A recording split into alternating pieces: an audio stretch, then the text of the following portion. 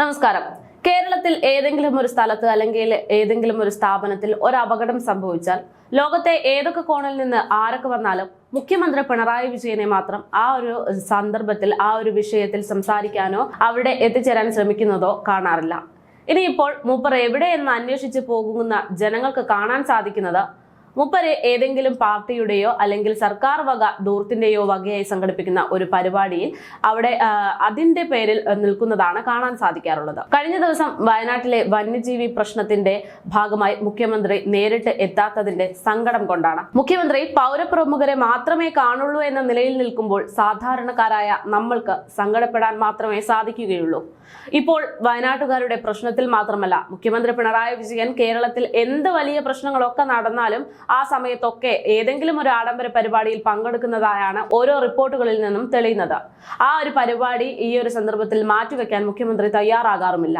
ഞാൻ ഈ പറയുന്ന കാര്യങ്ങൾക്കെല്ലാം കൃത്യമായ തെളിവുകളുണ്ട്. കുറച്ചു കാലങ്ങൾക്ക് മുമ്പ് ആലുവയിലെ 5 വയസ്സുകാരി പീഡനത്തിനിരയായി കൊല്ലപ്പെട്ടൊരു സംഭവം ഉണ്ടായിരുന്നു. കേരളത്തിൽ സ്ത്രീകൾ സുരക്ഷിതർ എന്ന് പറയുന്ന മുഖ്യമന്ത്രി ആ കുഞ്ഞിനു വേണ്ടി ഒരു വാക്കുപോലും സംസാരിക്കാൻ അന്ന് രംഗത്തേക്ക് വന്നിട്ടുണ്ടായിരുന്നില്ല. പിന്നീട് കളമശ്ശേരിയിലെ സ്ഫോടനവുമായി ബന്ധപ്പെട്ട് വലിയൊരു വിഷയം ചർച്ചയായി. ആ സംഭവം നടക്കുന്ന സമയത്തും മുഖ്യൻ എവിടെയെന്ന് ചോദിച്ച് തിരഞ്ഞു നടക്കേണ്ടി വന്ന ഒരു സാഹചര്യമാണ് ഉണ്ടായിരുന്നത്. ഈ അടുത്ത കാലത്ത് കൊല്ലത്ത് അബിഗേൽ എന്നുള്ള ഒരു പെൺകുട്ടിയെ കാണാതായി, അതായത് തട്ടിക്കൊണ്ടുപോയ ഒരു സംഭവം ഉണ്ടായിരുന്നു. ആ സമയം കേരളം മുഴുവനായി ഉറക്കമില്ലാത്ത രാത്രിയായി മാറിയിരുന്നു. എന്നിട്ട് പോലും ആ സമയത്ത് മുഖ്യമന്ത്രി നവകേരള സദസ്സിലെ പരിപാടിയിൽ പങ്കെടുക്കുകയായിരുന്നു എന്നുള്ളതാണ്. കുട്ടിയെ കിട്ടിയപ്പോൾ മുഖ്യമന്ത്രി പോലീസിനും മാധ്യമത്തിനും 2 വാക്കിലൊതുങ്ങുന്ന നന്ദി എന്ന് മാത്രമായിരുന്നു പറഞ്ഞത്. ഇതേ നിലപാടിലാണ് മുഖ്യമന്ത്രി ഇപ്പോഴും ഭരണം നടത്തുന്നത്. അന്ന് നവകേരളവും അബിഗേലും എല്ലാം ആയിരുന്നുവെങ്കിൽ ഇന്ന് മുഖാമുഖം പരിപാടിയും വയനാട്ടിലെ ജനങ്ങളുടെ ദുരിതവുമാണ്. വയനാട്ടിലെ ജനം വന്യജീവികളുടെ നിരന്തരമായ ആക്രമണത്തിൽ പേടിച്ചു വിറച്ച് കഴിയുമ്പോഴും മുഖ്യമന്ത്രി എന്തിനോ വേണ്ടി ആർക്കും ഒരു പ്രയോജനവുമില്ലാത്ത ഒരു പരിപാടിയുടെ പേരിൽ നിലകൊള്ളുന്നു എന്നുള്ളതാണ്. രാജ്യവ്യാപകമായാണ് രാഹുൽ ഗാന്ധി ഭാരത് ന്യായ് യാത്ര ഇപ്പോൾ നടത്തുന്നത്.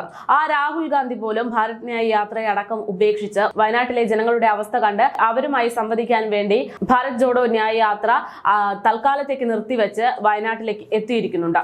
കേരളത്തിന്റെ ഗവർണറായ ആരിഫ് മുഹമ്മദ് ഖാനും വയനാട്ടിലെ അവസ്ഥയെല്ലാം കണ്ടറിയാനും അവരുമായിട്ട് സംവദിക്കാനുമെല്ലാം വയനാട്ടിലേക്ക് പോകുന്നു. അപ്പോഴും കേരളത്തിന്റെ മുഖ്യമന്ത്രി മാത്രം കോടികൾ മുടക്കാൻ വേണ്ടി മാത്രം ഉണ്ടാക്കി വെച്ചിരിക്കുന്ന ഒരു പരിപാടി, അതായത് മുഖാമുഖം പരിപാടിയുമായി നിൽക്കുന്നു എന്നതാണ് വിരോധാഭാസം. ഒരു മുഖ്യമന്ത്രി എന്ന നിലയിൽ ജനങ്ങളുടെ പ്രശ്നങ്ങളൊന്നും പരിഹരിക്കാതെ മുഖാമുഖം, കേരളീയം, നവകേരളം എന്നീ തുടങ്ങിയിട്ടുള്ള ഓരോ ദൂർത്ത് പരിപാടികളുടെ പേരിൽ മാത്രം നടക്കുന്നു എന്നത് ഏറ്റവും കൂടുതൽ ശ്രദ്ധിക്കേണ്ട ഒന്നാണ്.